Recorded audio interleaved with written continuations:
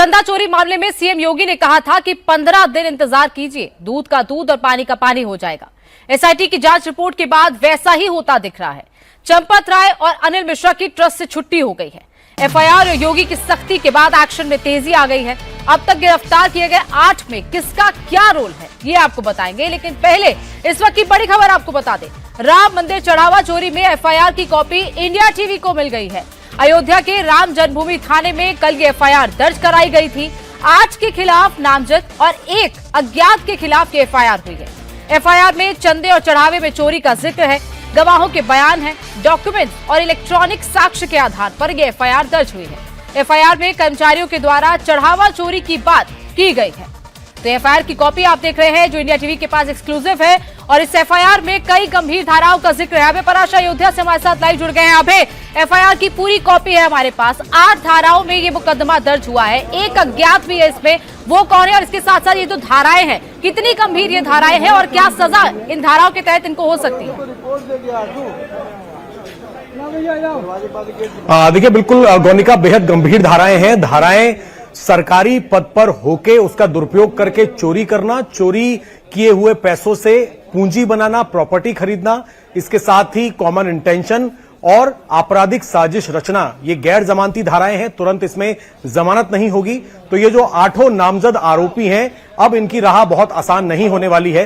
ताजा अपडेट बताने से पहले मैं आपको तस्वीरें दिखा दूं गौनिका। इस वक्त हम डिस्ट्रिक्ट कोर्ट के अंदर मौजूद है, अयोध्या के अंदर, जो आपको यहां पर पुलिस की मौजूदगी नजर आ रही होगी। अब से महज कुछ ही देरों में 8 आरोपी, जिसमें मुख्य आरोपी टिन्नू, लवकुश, अनुकल्प, जितने भी नामजद 8 आरोपी हैं, उनको यहां से सीधा आज कोर्ट में पेश किया जाएगा। क्योंकि आज छुट्टी का दिन है, इसी वजह से ड्यूटी मजिस्ट्रेट के सामने पेश किया जाएगा। और जो हमारे सूत्र हैं उनके मुताबिक, क्योंकि आज ड्यूटी मजिस्ट्रेट यहां पर बैठे हुए हैं, तो न्यायिक हिरासत में आज भेजा जाएगा, यानी कि जेल भेजा जाएगा 8 आरोपियों को। इसके बाद 1 दिन बाद पुलिस इनकी रिमांड लेने के लिए एक रिमांड एप्लीकेशन कोर्ट के अंदर लगाएगी, ताकि इनकी फिर जो रेगुलर जज हैं उनसे इनकी रिमांड मिल जाए और रिमांड लेने के बाद इनसे पूछताछ का सिलसिला जारी हो। गौनिका, जो एफआईआर की कॉपी है जो कि इंडिया टीवी के पास मौजूद है, उस एफआईआर को जो एसआईटी ने जांच की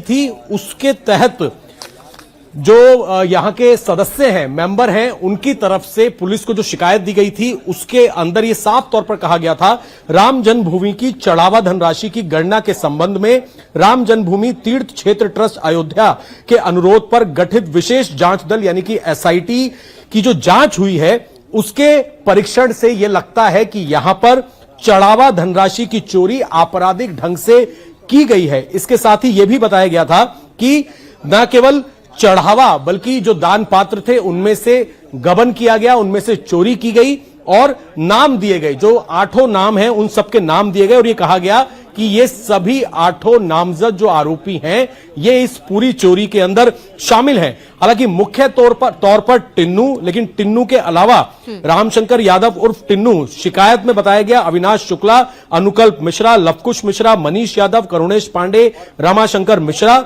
साथ ही सुभाष श्रीवास्तव और रामशंकर यादव उर्फ टिन्नू, इन सभी के खिलाफ एफआईआर दर्ज की जानी चाहिए।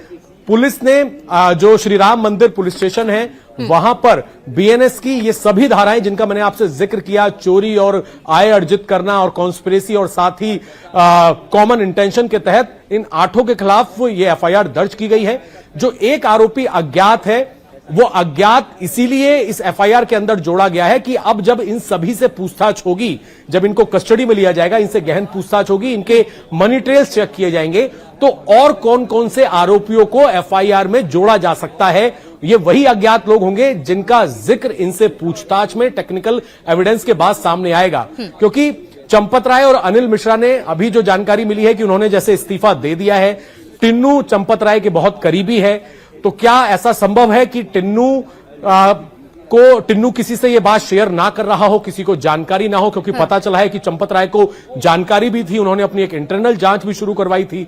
तो अब जो सबूत मिलेंगे, क्योंकि अभी पहले इन 8 आरोपियों के खिलाफ तमाम सबूत इकट्ठा किए जा रहे हैं, आज शाम तक पुलिस की तरफ से एक ब्यौरा दिया जा सकता है कि अभी जो गिरफ्तारी हुई है 8, उनमें कितनी रिकवरी हुई है। 70 से 80 लाख रुपए की रिकवरी 2 दिन के अंदर हमारी जानकारी में है पुलिस सूत्रों के मुताबिक। और इन सबके खिलाफ एविडेंस जब मिल जाएंगे तो इनके तार कहां कहां जुड़े हुए हैं, क्या ट्रस्ट के और कुछ वरिष्ठ लोग भी इस एफआईआर के अंदर आएंगे, क्या उनका नाम भी आएगा, इसी को लेकर अभी तमाम चीजें चल रही हैं। एसआईटी और जिस तरीके की आपराधिक धाराएं हैं और उसके तहत आप जैसे कह रहे हैं कि गैर जमानती है, जमानत मिलने का भी चांस नहीं है, इसके साथ साथ आपराधिक षड्यंत्र है, विश्वासघात है, लोगों की आस्था के साथ खिलवाड़ किया गया है। और यही वजह है कि इस पूरे मामले में अब 8 लोगों पर एफआईआर हुई है, 1 अज्ञात है और बाकी लोग भी अब जांच के दायरे में धीरे धीरे आ रहे हैं। अभी आप बने रहिए हमारे साथ। वहीं पहले चंपत राय के करीबी टिन्नू समेत 8 लोगों के खिलाफ एफआईआर दर्ज की गई और उसके बाद सभी 8 की गिरफ्तारी हुई है। और अब चढ़ावा चोरी मामले में श्री राम जन्मभूमि ट्रस्ट के महासचिव चंपत राय और प्रमुख ट्रस्टी डॉक्टर अनिल मिश्रा ने इस्तीफा दे दिया है। बताया जा रहा है कि दोनों ने ट्रस्ट के अध्यक्ष महंत नृत्य गोपाल दास को इस्तीफा सौंप दिया है। तो वहीं मंदिर निर्माण प्रभारी गोपाल राव को भी मंदिर की व्यवस्था से बाहर कर दिया गया है। आपको बता दें कि चंपत राय के पास पूरे मंदिर की जिम्मेदारी थी। चंपत राय के बाद ट्रस्ट में अनिल मिश्रा और गोपाल राव का ही कद था। 19 जून को जब योगी अयोध्या दौरे पर गए थे तब चंपत राय को उनके कार्यक्रम से दूर रखा गया था। तब से ही ये कयास लग रहे थे कि चंपत राय और अनिल मिश्रा पर गाज गिरना तय है और ठीक वैसा ही हुआ। पहले चंपत राय का करीबी रामशंकर मिश्रा उर्फ टिन्नू यादव गिरफ्तार हुआ और अब चंपत राय और अनिल मिश्रा को भी इस्तीफा देना पड़ा।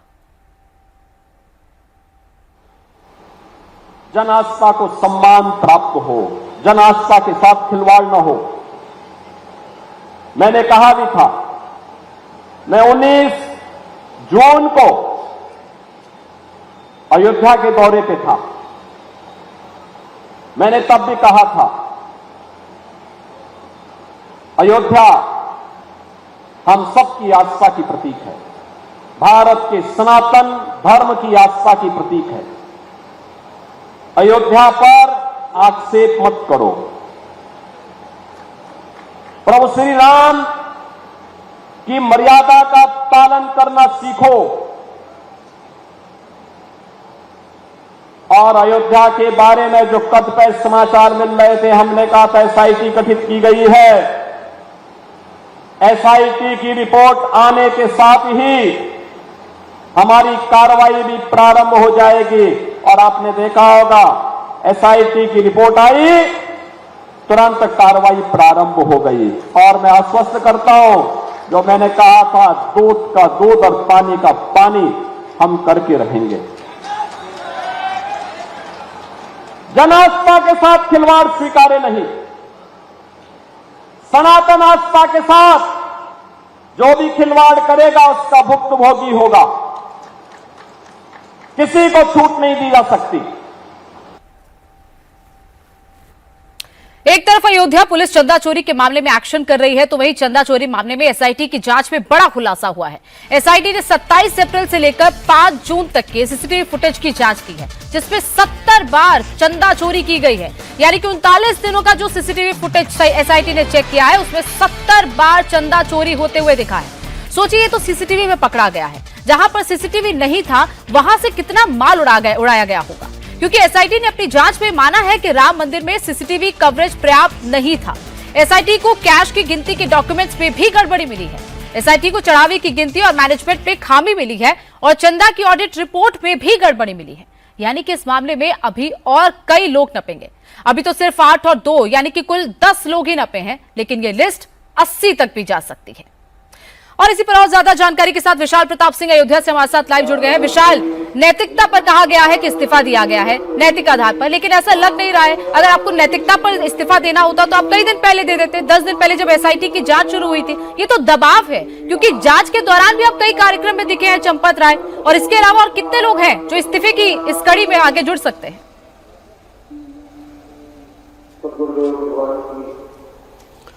देखिए गोनिका, इस बात से बिल्कुल इनकार नहीं किया सकता है कि अगर नैतिकता के आधार पे ही इस्तीफा देना था तो ये इस्तीफा देने की जो टाइमलाइन है वो काफी पहले होनी चाहिए थी। वजह बिल्कुल साफ है कि जिस तरीके से पूरा मामला सामने आया, जिस तरीके से एसआईटी की इन्वेस्टिगेशन में पुलिस की इनिशियल जांच में बात पता लगी कि चंपत राय को जब इस बात की जानकारी होती है, वो अपने लोगों के साथ, पुलिस के साथ, ट्रस्ट के लोगों के साथ अनुकल्प मिश्रा के घर पे जाते हैं, लव कुश मिश्रा के घर पे जाते हैं, वहां कैश की बरामदगी होती है। तो सवाल ये उठता है कि उस समय ट्रस्ट की बैठक बुला करके उस समय कोई कार्रवाई क्यों नहीं की गई, मामला उस समय पुलिस को क्यों नहीं दिया गया, मामला उस समय पुलिस को देने के बाद इस्तीफा अगर देना था नैतिकता के आधार पर तो शायद उस समय दिए जाने का सही वक्त था। लेकिन ये जो वक्त है इसमें एफआईआर हो गई है, चंपत राय के बेहद करीबियों की गिरफ्तारी हो गई है। एसआईटी ने अपने प्रारंभिक जांच में न सिर्फ एविडेंसेस को कलेक्ट किया है बल्कि वो सबूत भी उनके पास आ गए हैं जो साफ दिखाते हैं कि चंपत राय के बेहद करीबी लोग टिन्नू यादव का भतीजा और उनके द्वारा रखे गए लोग किस तरीके से ट्रस्ट की इस पूरे गड़बड़ झाला में शामिल थे।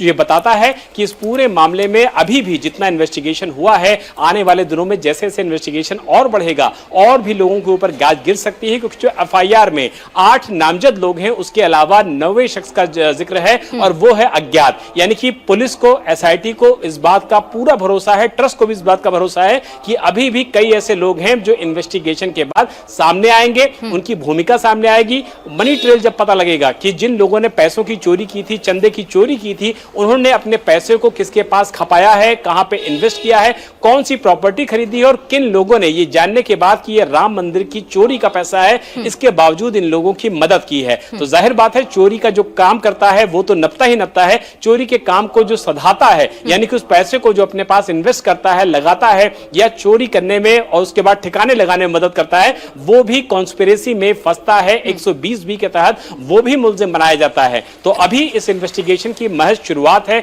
जैसे जैसे इन्वेस्टिगेशन एसआईटी और अयोध्या पुलिस का आगे बढ़ेगा, चौंकाने वाले खुलासे होंगे, चौंकाने वाली बातें सामने आएंगी। और जो सीसीटीवी का इशारा किया जा रहा है कि 70 बार चोरी करते हुए लोग इसमें नजर आए हैं, तो हमारे पास जो जानकारी है गौनिका, उसके मुताबिक वहां अंदर मौजूद लोगों को अच्छे से पता था कि सीसीटीवी की प्लेसमेंट क्या है, इसीलिए वो सीसीटीवी के सामने खड़े होकर के बिल्कुल विशाल, सवाल यही है कि ये तो 70 दिन का, ये तो पिछले कुछ 39 दिन का जो सीसीटीवी जिसमें 70 बार आप पकड़े गए हैं, इससे पहले का भी सीसीटीवी जो है बैकअप शायद मिला ही नहीं है एसआईटी को, और अगर उससे पहले के सीसीटीवी को चेक किया जाता है तो पता नहीं कितनी बार चोरी की गई। आप बने रहे हमारे साथ।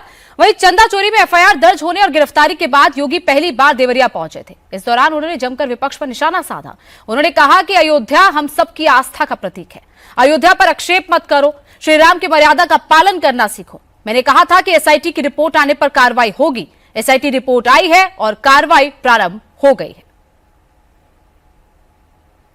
ये जो लोग आज आक्षेप कर रहे हैं, उठाने का कुत्सित प्रयास कर रहे हैं, इनकी मंशा अच्छी नहीं है। ये वे लोग हैं जो भगवान राम को नकार चुके थे, भगवान राम के अस्तित्व पर प्रश्न खड़ा कर चुके थे। एक पक्ष उसमें है जो कहता था कि राम हुए ही नहीं, एक पक्ष कहता था राम हुए ही नहीं। यानी अयोध्या को भी ये नकारना चाहते थे। लगातार न्यायालय में मुकदमा लड़ते रहे, वकीलों की फौज खड़ी करते रहे राम जन्मभूमि आंदोलन के खिलाफ, राम मंदिर निर्माण के खिलाफ। और दूसरा पक्ष वह है जो जय श्री राम पर लाठी और गोली चलाते थे। यानी भगवान राम का नाम लेने पर जो लोग गोली चलाते थे, आज वो कहते हैं कि आस्था के साथ खिलवाड़ हुआ। अरे आस्था तुम बताओगे हमें आस्था? रामनवमी के दंगा करवाते थे, श्री कृष्ण जन्मोत्सव को बैन करते थे, कावड़ यात्रा को नहीं निकलने देते थे, दुर्गा पूजा में दंगा करवाते थे। लार का दंगा तो सबको याद है ही। बहन और भाइयों, ये लोग कहते हैं आस्था के साथ खिलवाड़ हुआ। इनके काले कारनामों का चिट्ठा जब खुलता है, याद करिए कांग्रेस ने देश को लूटा ही नहीं था, नोचा था। बेईमानी और भ्रष्टाचार के कीर्तिमान स्थापित किए थे। बेईमानी और भ्रष्टाचार के जो कीर्तिमान स्थापित किए थे, वे आज अयोध्या पे आक्षेप लगा रहे हैं। बहन और भाइयों, ये स्वीकार्य नहीं। सरकार की जो मंशा है, सरकार ने पहले दिन कहा कि दूध का दूध और पानी का पानी सबके सामने आएगा। लेकिन मैं फिर से अपील करूंगा, राम भक्तों की अग्नि परीक्षा मत लो। राम भक्तों के साथ, उनकी आस्था के साथ खिलवाड़ करना बंद करो। अगर तथ्य नहीं है, पुष्ट प्रमाण नहीं है तो आरोप प्रत्यारोप बंद करो, और प्रमाण है तो एसआईटी को सबूत सहित प्रमाण प्रस्तुत करो। एसआईटी की सिफारिश के अनुरूप सरकार कार्रवाई को आगे बढ़ा रही है, और जब वरिष्ठ अधिकारियों की टीम कार्य कर रही है तो उसमें फिर राजनीतिक बयानबाजी बंद करें। चंदा चोरी मामले में अब तक 8 लोगों की गिरफ्तारी हुई है, यानी कि 8 किरदार अब तक सामने आ चुके हैं, जिसमें किरदार नंबर 1 है राम शंकर यादव उर्फ टिन्नू यादव। तो वहीं टिन्नू यादव, जिसे अयोध्या में लोग टिन्नू महाराज कहकर पुकारते थे, जो चंपत राय का बेहद करीबी था। टिन्नू का कद इतना बड़ा था कि गणना प्रक्रिया की देखरेख और मंदिर की हर व्यवस्था में उसका हस्तक्षेप था। गणना कक्ष और दान पात्रों की चाबी इसी के पास ही रहती थी। चढ़ावा चोरी में यह अहम किरदार है। जो टिन्नू यादव कभी ऑटो चलाकर पेट पालता था, उसके पास आज 50 करोड़ रुपए से ज्यादा की प्रॉपर्टी बताई जा रही है। उसका रसूख का अंदाजा इसी से लगा सकते हैं कि राम मंदिर की चाबी उसके पास ही रहती थी। वहीं दूसरा किरदार है अनुकल्प मिश्रा, जो अनिल मिश्रा का रिश्तेदार है और लवकुश मिश्रा का बहनोई है। वो चढ़ावा की गिनती करता था। उसके घर से चोरी की रकम बरामद हुई। गांव में उसका फार्म हाउस बनवा रखा था उसने। लवकुश की नौकरी इसी ने लगवाई थी। तो एक के बाद एक कड़ियां लगातार इन किरदारों में जुड़ती जा रही हैं। दोनों संवाददाता हमारे साथ लगातार बने हुए हैं, अभय और विशाल। टिन्नू यादव, सोचिए, जो ऑटो चला रहा है उसको निगरानी दे दी जाती है, वो काउंटिंग का वो देखरेख करने वाला मुख्य बन जाता है, मुखिया बन जाता है। कैसे इतनी ताकत इसको दे दी जाती है?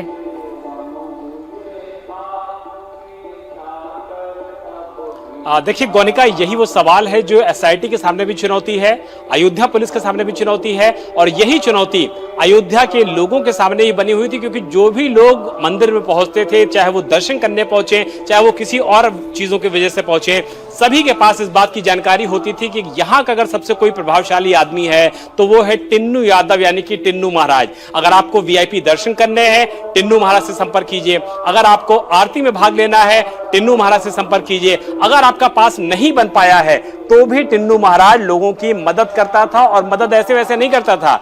निःशुल्क पास के पैसे लिए जाते थे, 1000 में लिए जाते थे, लाख में लिए जाते थे, कितने लिए जाते थे, इस बात का कोई लेखा जोखा नहीं है। लेकिन जो धन्ना सेठ यहां पर आते थे, बड़े बड़े लोग आते थे, सभी लोग जानते थे कि टिन्नू यादव यानी कि टिन्नू महाराज की जो अहमियत है वो अयोध्या में, वो अयोध्या के राम मंदिर में कितनी ज्यादा है। उसी के पास सारे पेटिकाओं की न सिर्फ चाबियां होती थी, बल्कि हर जगह उसका एक्सेस तब होता था जब तो ना वो ट्रस्टी था, ना तो वो ट्रस्ट का सदस्य था, और ना ही उसके ऊपर किसी भी तरीके की बड़ी जिम्मेदारी थी। सिर्फ और सिर्फ वो एक सेवादार था, चंपत राय का करीबी था, और चूंकि चंपत राय ट्रस्ट के महासचिव थे, उस नाते टिन्नू यादव की जो भूमिका थी वो बहुत ज्यादा खास हो गई थी। और इसी का फायदा टिन्नू यादव ने संभवतः उठाया, न सिर्फ अपने कॉन्टैक्ट्स बनाने में, बल्कि उन सभी जगहों पर चोरी करने में, डकैती डालने में, जहां पर लोगों की आस्था का चढ़ावा आता है।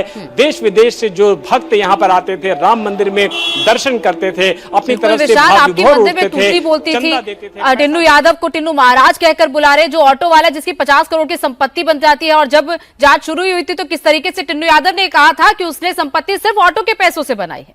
अब इस पूरे मामले में तीसरा किरदार की बात करते हैं, जो है लवकुश मिश्रा, जो अनिल मिश्रा का रिश्तेदार है। आरोपी अनुकल्प मिश्रा का भी ये साला है, और लवकुश भी चढ़ावे की गणना में ड्यूटी करता था। इसके घर से चोरी की राशि बरामद की गई है। इसके घर से गोबर के ढेर से पैसे मिले हैं। ये फैजाबाद में अपना घर बनवा रहा था। अब चौथे किरदार की बात करते हैं, मनीष यादव, जो टिन्नू यादव का भतीजा है। टिन्नू ने ही मनीष यादव की नौकरी लगवाई थी। मनीष की ड्यूटी भी कैश गिनने में ही लगाई गई थी। मनीष के घर से भी चोरी का पैसा बरामद हुआ। उसकी निशानदेही पर 36 लाख रुपए बरामद होने की खबर है। और अभी अभी ये भी खुलासा हुआ है कि मनीष यादव को सीसीटीवी में कई बार चोरी करते हुए देखा गया, लेकिन टिन्नू का भतीजा होने की वजह से उस पर कोई कार्रवाई नहीं हुई। अब है इस पूरे मामले में ये जो टाइमलाइन सामने आ रही है, जिसमें 27 अप्रैल से लेकर अगर हम कहें 5 जून तक का, ये इसमें 70 बार चोरी हुई है। इससे पहले का क्या बैकअप नहीं मिला है एसआईटी को, या फिर उसकी जांच अभी चल रही है? और क्योंकि मंदिर का कंस्ट्रक्शन 2024 पे, जो पहली ओपनिंग हुई थी वो 2024 पे हुई थी, तब से लेकर अब तक लगभग 2.5 साल में कितनी बार चोरी हुई होगी? क्या उसका सीसीटीवी मिल पाया एसआईटी को? देखिए, बैकअप पुराना नहीं मिला है जो सूत्र बता रहे हैं, और इसी से अंदाजा लगाया जा सकता है कि जब इतने आसान तरीके से टिन्नू यादव की इतनी ज्यादा तूती बोलती थी, 70 बार तो सीसीटीवी में कैद हुए हैं अप्रैल से लेकर अभी जून के महीने तक की जो अब तक सीसीटीवी फुटेज हाथ लगी है उसमें 70 बार दिखाई दे रहा है कि यही लोग, जिसमें मनीष यादव भी है, मनीष यादव सबसे ज्यादा बार चोरी करता हुआ नजर आ रहा है सीसीटीवी फुटेज में, जो कि एसआईटी के हाथ लगी है। इससे पहले भी कई बार यहां पर चोरी हुई होगी, क्योंकि जो अनियमितताएं हैं, जो रजिस्टर में दान पात्र की जो तमाम पूरी की पूरी एक लेखा जोखा होना चाहिए था, उसमें कमी एसआईटी की फाइंडिंग्स में पाई गई है। इसके साथ ही यह भी पता लगा है कि पर्याप्त सीसीटीवी कैमरे, जितने बड़े स्पेस में जहां पर नोटों को गिना जाता था वहां पर पर्याप्त सीसीटीवी कैमरे लगाए ही नहीं गए थे। अब जब सीसीटीवी कैमरों के सामने ओपनली इतनी चोरी हो रही है, इसका मतलब सबको पता था कि टिन्नू यादव का दबदबा है, मनीष यादव टिन्नू यादव का रिश्तेदार है, तो कोई डरने की जरूरत नहीं है। इतनी ज्यादा चलना, और क्या यह बात ऊपर तक ट्रस्ट में किसी को नहीं पता थी, यही बात हजम होने वाली नहीं है। इसीलिए आज जो 8 आरोपी कोर्ट में पेश किए जाएंगे, जब इनकी मनी ट्रेल निकाली जाएगी, ऑटो चलाने से इतनी ज्यादा संपत्ति किसी की बनते हुए नहीं देखी, ये बात डाइजेस्ट नहीं की जा सकती। तो टिन्नू यादव ने अपने टिन्नू यादव के कहने पे सेवादार, कैशियर सबको अपॉइंट यही किया करता था। ना जिस तरीके से रिकमेंडेशंस पर ये रखे जाते हैं, क्या जांच नहीं की गई, पूरी वेरिफिकेशन उनकी नहीं की गई, और यही वजह है कि मामला इतना आगे बढ़ गया कि 70 बार 39 दिन में चोरी होती है। आप बने रहे हमारे साथ दोनों। वही चोरी में हम 5वां किरदार है सुभाष श्रीवास्तव, जो कि एक रिटायर्ड बैंक कर्मचारी है, जो सीधे अनिल मिश्रा को रिपोर्ट करता था। दान की चोरी में सुभाष श्रीवास्तव की अहम भूमिका थी। सुभाष श्रीवास्तव ने ही चोरी के खेल में बाकी लोगों को जोड़ा था। काउंटिंग में ड्यूटी लगाने के लिए लोगों की जांच करने का जिम्मा भी सुभाष के पास ही था। इसी की निगरानी में चंदे की गिनती होती थी। अब छठे किरदार की बात करते हैं, जो है अविनाश शुक्ला, जिसे गिरफ्तार किया गया है। वो भी चढ़ावे की गणना में ड्यूटी करता था। बताया जाता है कि उसके बैंक खाते से 5 लाख रुपए बरामद किए गए हैं। तो लगातार बरामदगी इन लोगों से हो रही है। विशाल, इस पूरे मामले में एक ऑडिट रिपोर्ट, जो 3 साल की ऑडिट रिपोर्ट है 2022 से लेकर 2025 तक, इस रिपोर्ट को लेकर भी कई सवाल एसआईटी ने उठाए हैं। इसमें कई कमियां पाई गई हैं। मंदिर की ओपनिंग से पहले ही ये जो ऑडिट रिपोर्ट थी, इनमें भी कई खामियां हैं। इनको सही तरीके से मेंटेन नहीं किया गया। क्या क्या खामियां इस पे दिखी हैं?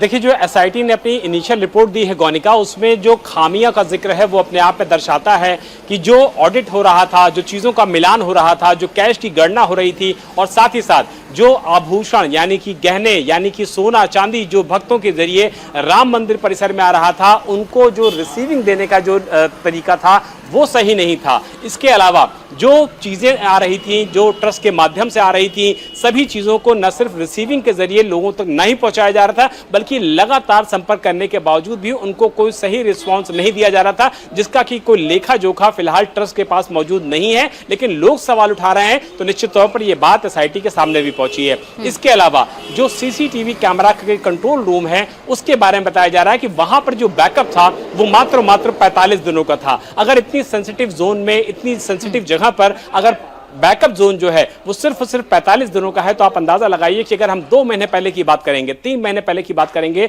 तो डेटा को रिट्रीव करने में न सिर्फ एसआईटी को बल्कि अच्छे खासे टेक्निकल एक्सपर्ट को भी बहुत ज्यादा दिक्कत आने वाली है। और जो मंदिर के अंदर सीसीटीवी लगे हुए थे, उनकी जो पोजीशन है, उनकी पोजीशनिंग को लेकर के भी एसआईटी ने अपनी जो फर्स्ट रिपोर्ट है, इनिशियल रिपोर्ट है, उसमें भी सवाल उठाए हैं कि जो पोजीशनिंग की गई है वो बहुत बेहतर नहीं की गई है। क्योंकि अगर सारे लोगों पर आपको निगाह रखनी है और निगरानी करने वालों पर निगरानी रखनी है, तो जो सीसीटीवी का मूवमेंट होना चाहिए था वो बेहतर नहीं था, वो पूरी तरीके से कैप्चर नहीं कर रहा था। अब सवाल ये उठता है कि अगर चोरी करने वाले ही सारी तरीके से चीजों को मैनेज करेगा, ऑर्गेनाइज करेगा, तो ऐसी कमियां दिखेंगी ही, चाहे वो सीसीटीवी का मूवमेंट हो, सीसीटीवी का बैकअप हो, या इसके अलावा जो रिकमेंडेशन पर जिन लोगों को रखा गया है, और वही लोग इस सारे पूरे घपले में, पूरी चोरी में शामिल है। आप दोनों का बहुत बहुत शुक्रिया हमारे साथ जुड़ने के लिए।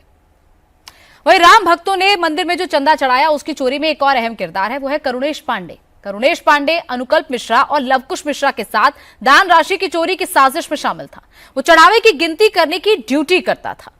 रमाशंकर भी इस पूरे मामले में चढ़ावे की गिनती में शामिल था। वो अनुकल्प और लवकुश के साथ साजिश में शामिल था। उसे भी इस पूरे मामले में आरोपी बनाया गया है। तो ये वो कुल 8 आरोपी हैं जिनकी जानकारी हमने आपको दी है और इसके अलावा एक और अज्ञात है। वो कौन है और कौन कौन इस पूरे मामले में आगे नप सकता है, ये भी देखना होगा।